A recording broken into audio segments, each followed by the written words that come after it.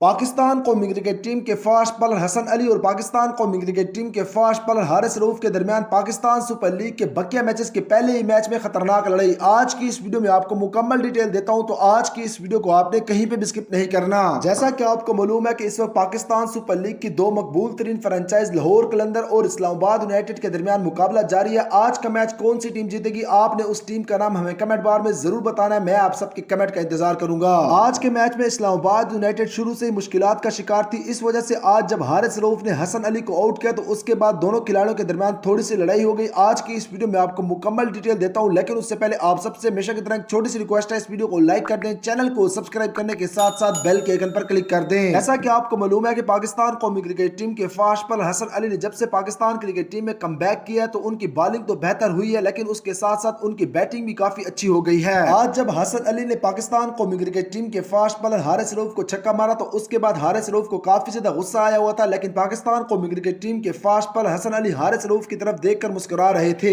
چھکا مارنے کے بعد حسن علی نے پھر سے پاکستان قومی کرکٹ ٹیم کے فاسٹ بالر حارث رؤف کو اگلی گیند پر پھر چھکا مارنا چاہا، لیکن وہ گیند سیدھا پاکستان قومی کرکٹ ٹیم کے فاسٹ بالر شہین شاہ آفریدی کے ہاتھوں میں گئی اور پاکستان قومی کرکٹ ٹیم کے fast bowler Hasan Ali out ہو گئے۔ حارث رؤف نے جیسے ہی حسن علی کو آؤٹ کیا تو اس کے بعد انہوں نے حسن علی کو باہر جانے کا اشارہ کیا، اس پر حسن علی حارث رؤف پر کافی زیادہ غصہ ہو گئے اور ان کو بلہ بھی دکھایا اور کافی زیادہ غصہ بھی کیا۔ اس دوران پاکستان قومی کرکٹ ٹیم کے مایہ ناز بلے باز پروفیسر محمد حفیظ بیچ میں آئے اور انہوں نے حارث رؤف کو سائڈ پہ کیا اور اس معاملے کو رفع دفع کیا۔ یہ تھی آج کی ویڈیو، انشاءاللہ بہت جلد کسی اور نئی ویڈیو کے ساتھ آپ کی خدمت میں حاضر ہوں گا، تب تک اپنا خیال رکھیے گا، اللہ حافظ۔